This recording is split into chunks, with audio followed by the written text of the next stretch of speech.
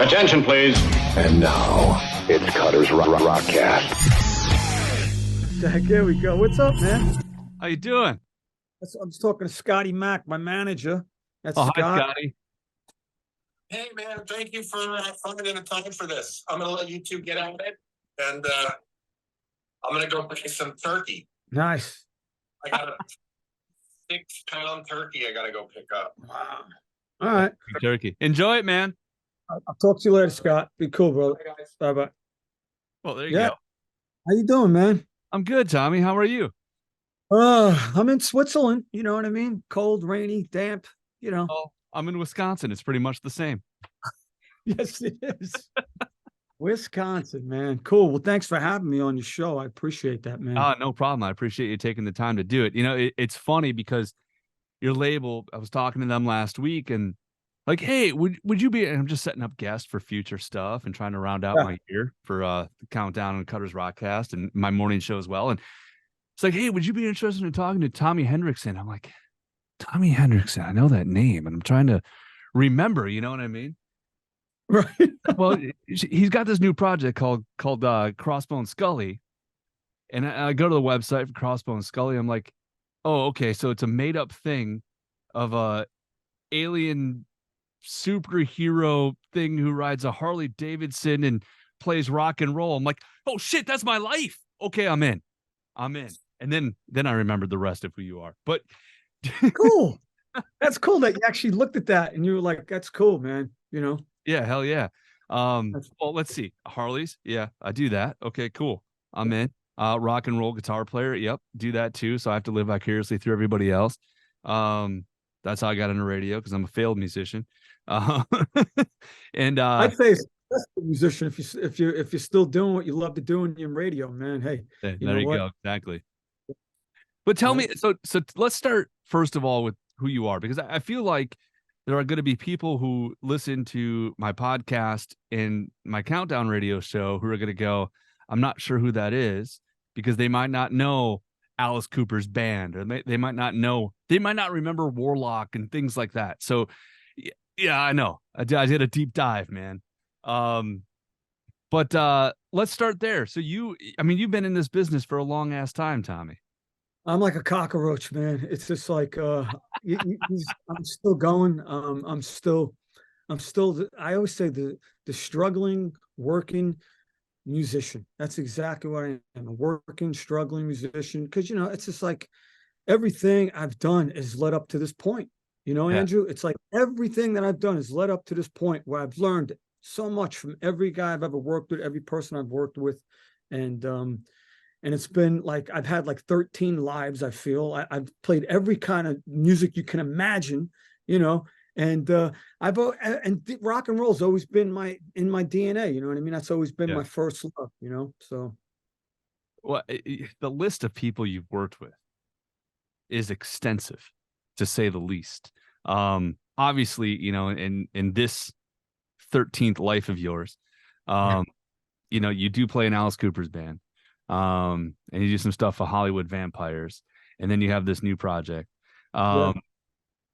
Obviously, let's start with Alice Cooper. Playing Alice Cooper's the legend, man, and we've had Nita on this show quite a few times, and but getting hooked up to play with Alice Cooper, I want to know what your experience was like, getting that phone call, first of all. First of all, getting that phone call, I don't know if you realize this, I was actually a roadie for Alice Cooper. I was driving. Not. Yeah, that's another story. No one knows. I was driving a van for $50 a day, and I got fired a couple weeks later. And then, like, I don't know how many years later, that was like 90. That was right before I got my deal on Capitol Records. I was like working, and I kept on telling those guys. And there was one guy who was just a dick. You know what I mean? This guy used to work for Alice, and he was just treating everyone else. And I said, I just can't stand when people treat other people disrespectful. Yeah. And me, I'm the type of guy where I'll walk up. I don't care if the guy's 6'2". You know what I mean? I'm crazy kind of like that. And I don't like bullies. And the guys that were working like, don't do it. I was like, you know what? $50 a day. This ain't changing my life. This is just getting me real, So I got fired. And then that was in 90. I think that was 97. it was the end of 97 because I got my deal in 98 on Capitol. I remember telling those guys, I'm going to get a record deal anyway next week. And they kept on looking at me like I was like, right. Yeah, and sure. Next week, sure, buddy. I got a record Everybody says that. I did. I got a huge record deal. I was like, I owed Wells Fargo $11, Andrew, and then I went to having $1 million in the bank. I was like, oh, this is insane. You know, it's true. So that was because you did some solo stuff, right? You had a pop hit, didn't you? Yeah, yeah. It was one of those things where I got signed by this guy named Gary Gersh, who was at Capitol Records at the time, and I was doing this whole Peter Gabriel, Bruce Springsteen thing. It was after the punk thing I was doing, and I was like, "Oh, you know what, man? I want to do something else." And it was like rock. It was U2. It was good. And of course, like I get this deal. Gersh was like, "You're going to be the next Peter Gabriel." You know, I did the solo. And I'm like, "Oh, this is great." You got, huge record deal. He gets fired like 3 months later. Of course. Me these teeth, and that was it. I had to pay him back, and dude, it's insane. The stories I have, you'd be like going, "Oh my God, I can't believe this guy's still doing it after everything he's been through." Well, there's the bands that, or solo artists even, right, that stick around forever. Maybe they do some stuff behind the scenes, but generally speaking, of this band and that's it. You've gone that other route where it's like you've continuously worked, but it's every couple of years it seems like it's something else. Yeah. What happened was, so with the Alice thing was, like years later, I forgot what year that was, like 10 years later it had to be. Mm-hmm. He shows up at my house because I was working with these two brothers in this band. Alice shows up at your house. He was at my house because one of the brothers was dating his daughter Calico. And so Alice comes over and he's like, "I know you." And I was like, "Yeah, I know you too." And so he came over, hung out a whole afternoon. And then that had to be like 2006, maybe 9, somewhere around it. And then all of a sudden I moved to Nashville like 2007, somewhere around there. And then when I moved to Nashville, this guy named Bob Ezrin called me up because he wanted to sign some band I was working with. And he said, "I really like your stuff. I'd like to get together with you." And I got together with Bob, and Bob said, "I want to work with you." And me and Bob started working, and the first thing we did was Lou Reed, which was cool. And then we did all these other acts. And then he did this thing with Alice Cooper. And then he said, "Let's work on the stuff for Alice." And we started working on the stuff for Alice, these redos. And then after we were working on it, I said to Bob, I was like, "I think Alice is going to want to make a record again, man." He's like, "Nah, I haven't worked with Alice, but maybe, who knows." And then Alice, when he left that day, he says, "Bob, welcome to my nightmare." And I was sitting there like going, "What does he mean by that?" And also I was like, "To my nightmare?" So Bob looked at me, turns around, he goes, "You heard him. Get to work. Start working." So we started working on Welcome to My Nightmare. And that's how it happened with that. I was working, we were writing songs, we were doing all this stuff. And then Alice came in the studio one day and he said to me, he's like, "I want you in my band." And then I was like, "Okay." I said, "Let me check it out first," because I was just producing, writing songs like I always did. And I was never like a road guy. And I said to Coop, I was like, "If I don't like it, is it cool if I leave?" He's like, "Yeah, you can leave anytime you want." He's like, "Just give me enough time." He's like, "You come on the road." He's like, "You're not going to leave." He's like, "The only thing I can promise you," he always tells me this, and he tells everyone this, "I can promise you, you'll see the world, you'll get paid, and you'll get stitches." And every one of those have happened to me. All right. Well, I want to forget the whole see the world thing. I want to know about the stitches. First gig I did with him. I'm like this. I'm like running around, dude. Like, oh my God, like, doing my, it was just funny because I used to move around a lot more when I first joined the band. And at the end, he always does the balloons and he does the sword. Yeah. I've never been on tour. He never told me this is real swords and shit up here. And like, just be careful because when he's in show mode, he's Alice Cooper. He's not looking at anyone. He's just fucking like, so I'm going up there like an idiot to kick the balloon like a moron, and all of a sudden he goes in to stab the balloon and pop it, and boom, it pops it and goes right into my chest, and I'm like, and he looks at me and he's like, mouths the words like, and I go, "Yeah, boss." And we went back, and I had to go I've got blown up on my arm, dude. It's like, it's rock and roll, baby. It's a rock show, man. And the thing about Alice Cooper show, which a lot of people don't really realize, is it's a demanding show, not only for him, which I got to tell you, this guy, man, I've learned so much from Coop and watching him perform and his level, the intensity of the band. There's no breaks. Like the drummer, Glenn, guy, he doesn't get any breaks at all. So it's like song after, he doesn't talk. It's just like boom, boom, boom, boom. He doesn't stop. You make a mistake, something breaks, we're going. Keep going. Yeah. Someone gets sick, we're still playing the gig without you. You know what I mean? That's the way it works around here. You can't make the gig, we'll get someone else, but you can always come back. There's a revolving door. It's amazing the way he does it. I got to tell you. It is a revolving door. We've seen that, right? I mean, there's so many different, band members and musicians. I love it. I think it's awesome. And there's a reason he's the king, So you go from that, you end up in Hollywood Vampires as well. It's Cooper, Andrew. Well, yeah, right. Exactly. So it's Alice and it's Depp and it's like, that's great. I mean, you're playing behind some of the biggest stars that exist on the planet. It's sometimes it blows my mind when I'd be sitting in a room with Jeff Beck. I miss Jeff so much, but like sitting in a room with him, watching him, man, sitting in a room with Joe Perry, you know what I mean? Yeah. Sitting with Ronnie Wood, Tony Iommi, you know what I mean? I didn't sit in a room with Jimmy Page and play, but I hung out with Jimmy a bunch of times. But, like with the Vampires, I started that thing from day one with those guys. I was there when it was an idea, Yeah. So every year I'd be like going, all right, I guess we'll see what happens next year. Because I'd always wait. I'd never be that guy. You know what I mean? I go in, I do the job, I do the work. I don't complain about that. I'm like going, I'll do whatever I got to do. As long as, nice hotel or whatever, But, it's all about the work.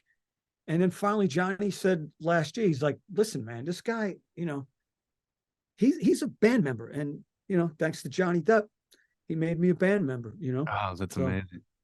That's cool, man. That's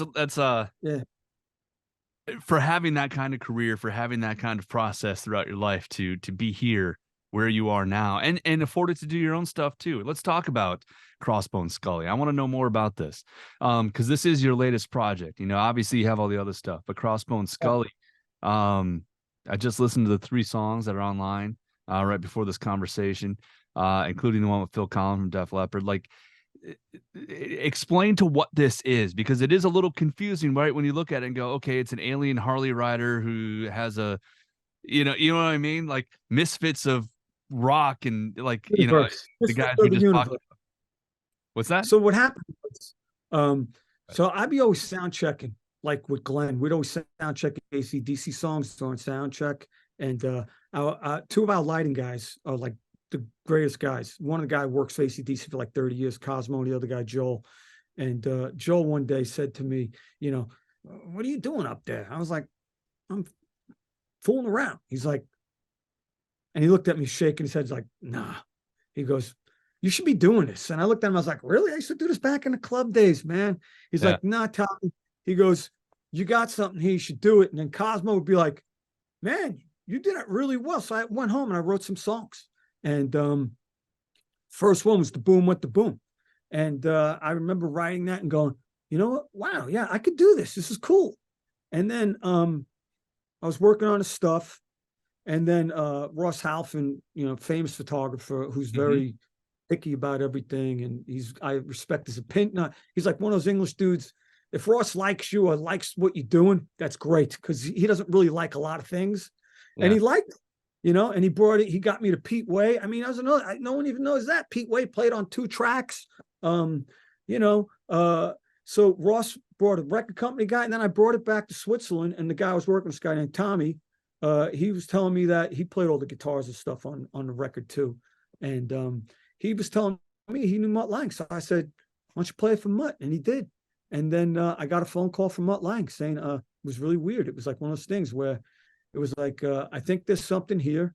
And I remember just hanging up the phone and crying like a baby, man, because I was like going, everything I've ever wanted to do was sound like Mutt Lange. Everything I wanted to try and sing backgrounds sounds like I want to be like Mutt Lange. So everything I'd always try and do was like Mutt Lange. And I hung up the phone and I was like, oh my God, wow.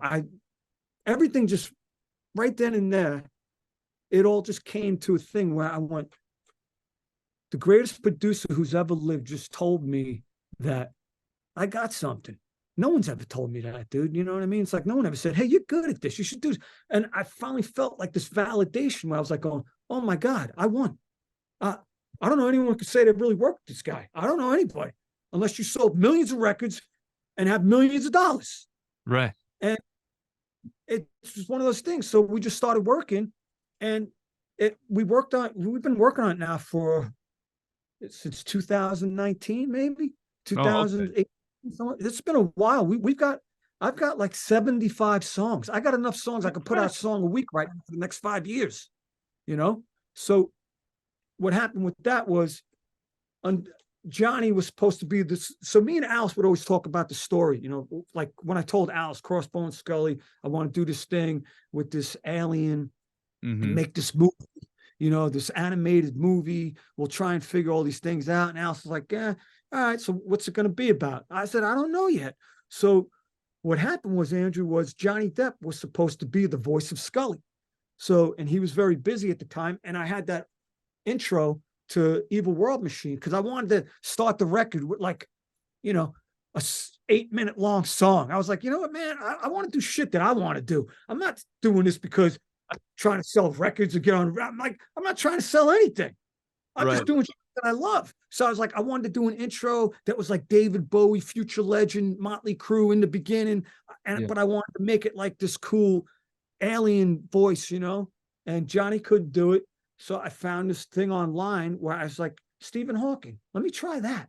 So I found this Stephen Hawking voice app, and then I started fooling around with the pitch and speed. And I remember on my phone, dude, this is here, right in the studio, just like this. I took my phone, recorded it on the phone, and I took this SM7 and I hit the thing like this, and I recorded into the track as it was playing. And I never forget looking at it, going like this, going, oh my God, I just figured it out.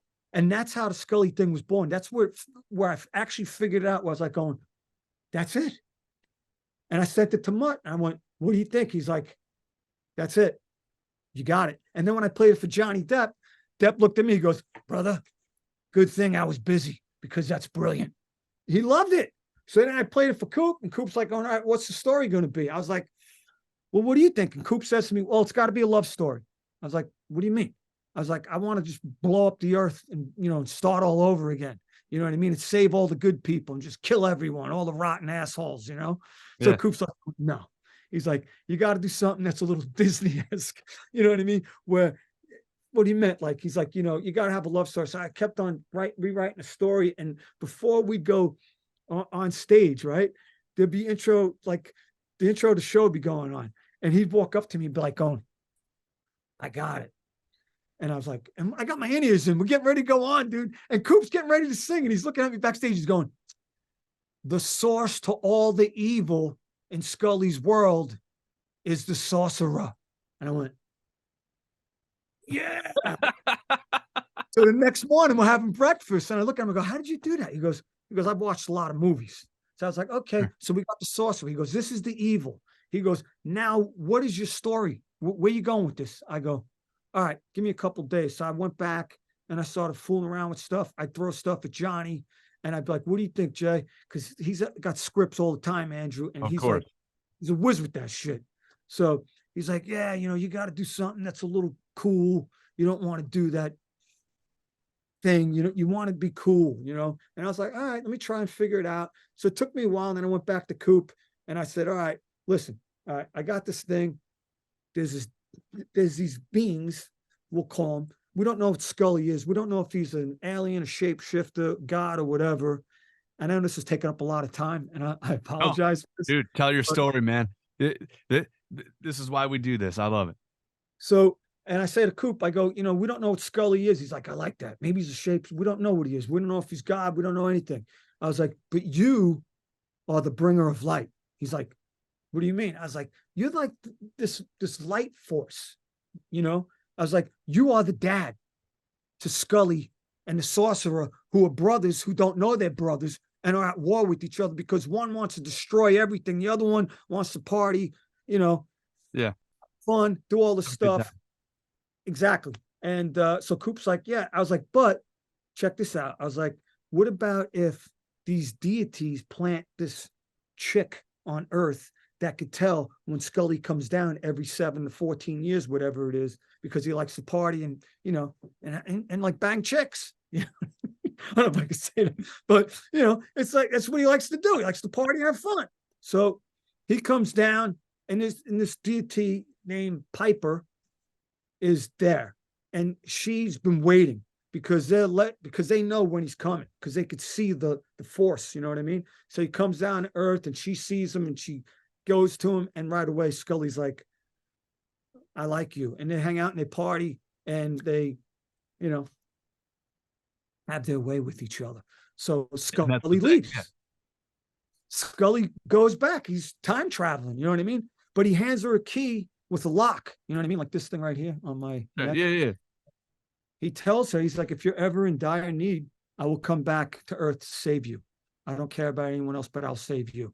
So he splits. So what happens is the sorcerer, Johnny Depp in the animated movie, he's spreading this frequency.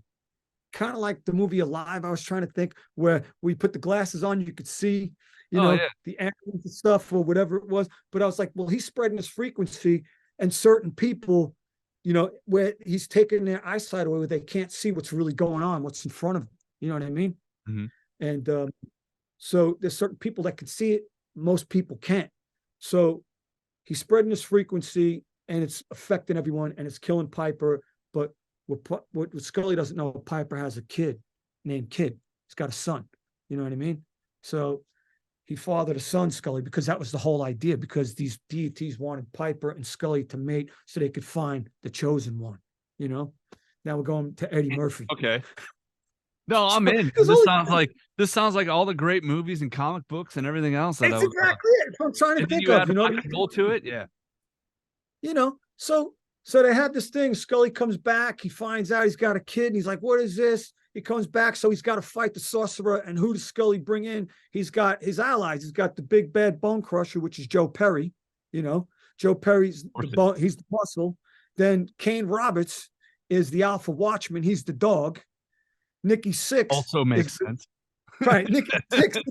It's unbelievable. You couldn't have picked any better characters, but Nikki Sixx is the all-seeing eye. He's the crow. He's the crooked crow. You know what I mean? Who watches? He's the watcher of everything. Right. So, and these are Scully's allies, and they're going to fight the sorcerer, who was Johnny Depp, and Sir Bloodwing, who was Mark Wilkinson, who designed the album cover and all the artwork, who was also Iron Maiden's guy, Judas Priest. Okay.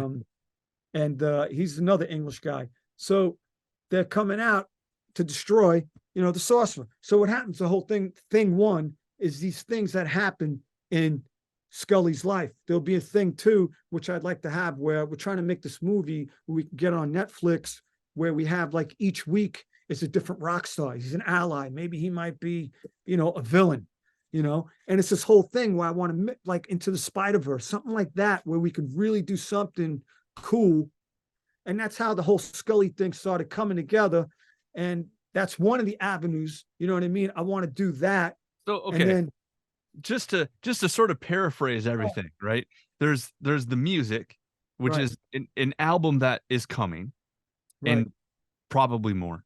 Then so the animated movie or show that you want to do. Right. And so there's all these aspects kind of telling the same story, where Crossbone Scully is a character who's actually sort of the anti-hero. Yeah, I like this. I like this a lot. And, like Mark Wilkinson said to me, which was the best thing. He's like, Tommy, you got to remember one thing. Iron Maiden make more money in beer than they do on music. And I was like, a great idea, but I don't drink beer. I don't drink beer. So I was like, maybe I could do like an energy drink. I made an energy drink too, a Scully energy drink, so I could show people everything. The jewelry, the energy drink. I mean, Andrew, I'm sitting there going, listen, this is really simple, but nobody. It's like, the thing is, what happens is you got this vision, and I could see clear as day the end of this thing, where it has all of these multimedia things, where it's just not music, it's a whole movement and a community of things that come together, and that's the whole thing about Scully. The whole message is, how do we bring everyone together? How do we unite the divided? You know what I mean? Like Alice said, united shall be divided shall be united. It's almost at the end of the day, where this person who just wanted to kind of party and bang chicks, as you said earlier, it ends up being the person who kind of brings the world together. That's yeah. All right, there you go. You know, because it's like, and all the lyrics on the Crossbone Scully stuff, it's all my life, man. It's my life experiences. You know, it's like I can't. You know, it's like when I talk about stuff, and I always think like, yeah, I talk about politics, religion, sex, drugs. You know what I mean? Because those are the things that I know. I don't know anything outside of that stuff. I'm not going to talk about stuff I don't know. You know what I mean? So when I'm talking about like, you know, money, sex, or God, that's what I know. You know what I mean? Right. And that would be one of the singles. You got to hear that one too, because you know, because like I always say, I'm not left and I'm not right. I'm for what's right. You know what I mean? All I want to do is right, and that's the thing, man. It's like I lean right here, man. I'm like looking like this. How do we fucking, you know, bring everybody together here through music? Because music to me is such a great communication. You know, But the music has spoken to people since the beginning of time. Since there's people, there has been music. So yeah, you're absolutely right. And you've seen music bring people together in the past. We've seen it happen. We've seen it happen recently, good or bad. So that's awesome. Okay, so let's get the business out then. So Crossbone Scully, there are 3 songs available now digitally. What's the plan moving forward as far as releases, songs, like all that? The plan moving forward what's the definite stuff, I guess? Money, Sex, or God's coming. Let's Bust the Trust. That's another one. I'm trying to get a word I'm trying to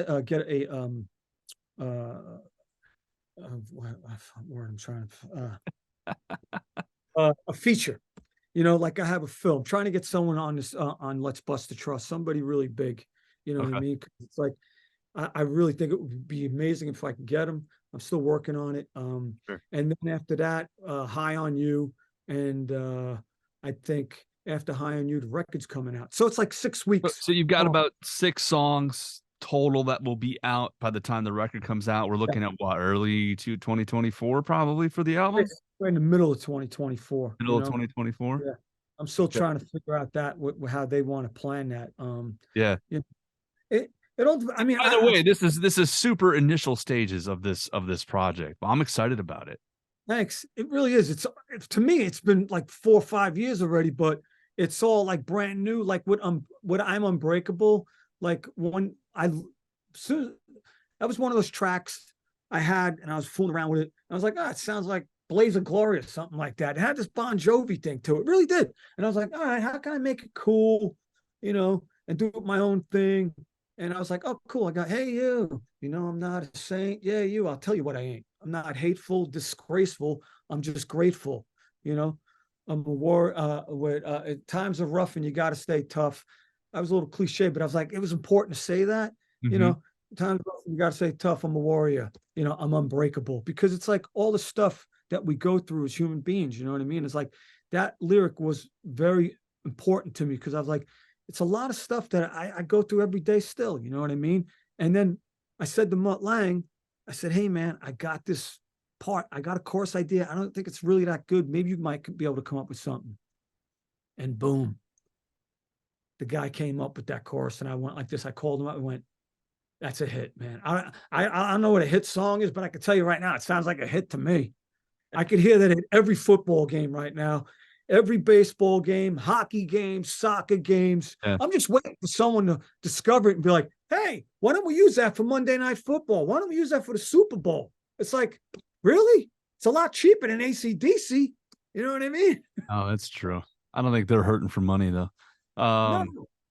But dude, you got the right people behind you. I mean, if anything else, you know what I mean? If there was ever a possibility of something happening, and I would have said that even before learning that Mutt Lange was the producer, before learning that Johnny Depp was going to do stuff, before learning that, you know, Cooper was involved, before learning any of that, I would have said you got the right people behind it. Yeah, I'm excited for this project. I really am. Crossbone Scully, Tommy Hendriksen, the lifeblood of Tommy Hendriksen. Dude, the other thing I wanted to tell you how I Phil Collin. That was another good story. So, the boom with the boom. That's the song. Yeah. So those are now we know those are the 2 songs I'll play on the show. Cool. So what happened with the label called me up and said they want me to do features. And I didn't know any of this stuff because I'm just making music. I'm not making features. So I called up Nikki Six and I said, yo, Nikki, I go, what's up with this feature stuff, man? And Six was like, you know what? It's like having a ballad in the 80s. He's like, Tommy, it's a good thing to do it. You just need to get the right people. So I looked at him on the phone. We were FaceTiming. I think we were FaceTiming. And I said, yo, Nikki, you want to play bass? And he's like, what do you mean? I go, dude, you got to play bass. Everyone thinks you can't play bass, and you need to play bass to shove it in everybody's face. And he started laughing. That's one way to do it. Well, dude, it's because I've been around Nicky. I've written songs with him. I was on tour with him. So when people say he's not playing bass, I'm sitting there going, dude, that's bullshit. He plays bass every night. So I said to him, I said, dude, play bass on a song. And you know what? He killed it. I got the track back and I called him out. I was like, dude, he's playing on High on You, Nicky. And I called him back. I went, dude, it sounds, I was doing a staccato thing and he straightened it out and he made it sound like Looks to Kill or something like that. And I was like, damn, and it sounded so cool. And he said, you should do that. So then boom went the boom. I was like going, all right, who are my favorite guitar players, you know? And one of them is Phil Collins. So I called up Phil and I said, hey, Phil, would you mind playing on this track I got? If you don't, it's all cool. You know, Phil's like, send it to me. He heard it. I didn't say anything. Mutt Lang was involved. I didn't say nothing because Mutt doesn't like to talk about stuff like that. And I don't like to throw his name around, you know. And so I just said to Phil, I was like, play it. I thought Phil would hear it, you know. And he heard it and he called me back right. He said, I'd love to do it. I'll have it for you Thursday. And I remember getting it back and I was like going, oh, I sent it to Mutt and he loved it. And then Mutt and Phil, that was it, man. And all of a sudden I was like, this is cool. It ties it in a little bit, which was not, and I wasn't thinking about that at all. I was just thinking, who's my favorite guitar player? Oh, Phil Collins. I wasn't going, let me get Phil. I'm not that deep, dude. You know what I mean? I'm not that calculated, you know? I love Phil. I have a special place in my heart for Def Leppard always, but I love Phil. He's one guy that I've hosted too many different radio shows to count, but he's been on every one because he's a fun, great guy and one of the most incredible musicians that exist on this planet. Yep, beautiful guy too, man. Unbelievable. And I'm so grateful that he did that because when I heard it, I was like, oh man, it sounds like a solo like he would have did on like Photograph or something. Because he starts ripping. I was like, oh, whoa, you know? Yeah. And it was great. I mean, it's been really cool for me, you know, like to have these guys, you know, playing on stuff and helping me out, which I can't thank the guys enough. One thing we didn't talk about as far as Crossbone and Scully goes, who's singing? Are you singing? It's me. It is you. Okay. I just wanted to make sure because I don't want to assume, you know? On the records, on the 3 records you have, I'm singing, I'm playing bass, playing keyboards. Glenn Sobel from Alice Cooper's playing all the drums. Right, I knew that part. Tommy Denander's playing all the guitars. Okay. Except for the solos on Boom Went the Boom, that's Phil. That's Phil. Tommy on Unbreakable and on Evil World Machine. And then this guy, Jamie Mahobrak, who plays with My Chemical Romance, Seal, the Rolling, huge studio cat. He played the keyboards, and my buddy Jason Rolla, he played the thing called a banjo. It's like a guitar and a banjo mixed. He played that on Unbreakable. Yeah, I wanted like a banjo. I called him. I was like, let's use a banjo. Dude, when you hear the rest of this record, Andrew, I got like fiddles, banjos, like weird stuff going on. Like you're going to hear some turns because it's not just straight up AC/DC-ish, Def Leppard-ish. Can I say this about the banjo really quick? I worked at a music store when I was in my early 20s. And, I'm selling guitars. I taught myself how to play most of the string instruments that we sold because, I already play guitar. Let's just screw it. We got 2 hours, nobody in the store. I'm going to sit and mess around on this mandolin for a minute and figure it out. Banjo is the only one. I couldn't do it. I could never make that thing sound right. So respect anybody that can. Yeah. This guy, Jason Rolla, man, he's so he's one of those guys you could say, hey, J-Roll, play me some Yngwie Malmsteen. I could do that. Hey, J-Roll, play me some of that like country picking crap you do. I could do that. Dude, I can do anything. You know, it's like, it's really cool when you have like musicians like that I can call and play stuff on, you know what I mean? Because it's like, I don't need to play everything. I only play it because it's like, I hate relying on anybody, Andrew. It's like, I don't want to, I got to rely on this guy. No, that's how I figured out how to do this shit myself, because that's why I started singing. I was like, oh, imagine dealing with a lead singer. No, I don't want to deal with that. I mean, Alice Cooper, Alice Cooper's like the coolest singer you'll ever be in a band with. That's all I got to say. Wow, he's an entity into his own. I mean, let's be real. Listen, Tommy, this is cool. Also, for anybody who listens to these podcasts on the full podcast on a regular basis, I think we're going to start a drinking game for every time the name Yngwie Malmsteen is dropped. Because for whatever reason, in the last few weeks, it's happened. I just had, it's a lot of modern rock, but every once in a while we talk to a classic guy, and Don Barnes from 38 Special was on, and they're playing a show for the station I do a morning show for, WAPL. Nice. He mentioned Yngwie because his bass player was Yngwie's bass player forever. I'm like, there was somebody else I just had on, another guitar player who mentioned Yngwie. I'm like, what the hell? I've never talked to that guy my entire life, but yet he keeps showing up on this show for some reason. That is funny, dude. If he shows up next week, that'd be brilliant. That'd be brilliant, man. Yeah. Well, I don't know. I don't know who's joining me next week yet, so we'll see. Thanks for having me. I appreciate that. Well, I tell you what, I love this conversation. I feel like there's so much more even that we could dive into. So when the drops officially, or the week before, or a couple weeks before, let's do this again and dive further into it. I'd love to do as much as anytime you want, Andrew. There's so much stuff on this record. When you hear it, you'll be like, wow, I didn't know you guys did that. I got like a song on it. There's no drums on it. It's just like keyboards, and it sounds like Pink Floyd. You wait till you hear the Floyd stuff. You'll be like, and the greatest thing with Mutt, it's like, I would give him the stuff and he'd be like going, all right. Never once did he ever say like, picture him like a Rain Man type character that goes here, this goes here, this goes here, and there's just equations everywhere, and it's just, there it is. It's unbelievable what he does. You give him stuff and he just, the way he arranges it and he hears stuff. The one thing I've learned from him is how it's more, the space is more important than anything, which I've learned, because the first thing he said to me, there's no hi-hat in rock and roll anymore. And I was like, oh, wow, okay. Because when you listen to the radio, you really don't hear the hi-hat anymore. It just sounds like you don't hear that. That's a really good point. It's not defined. You don't hear that.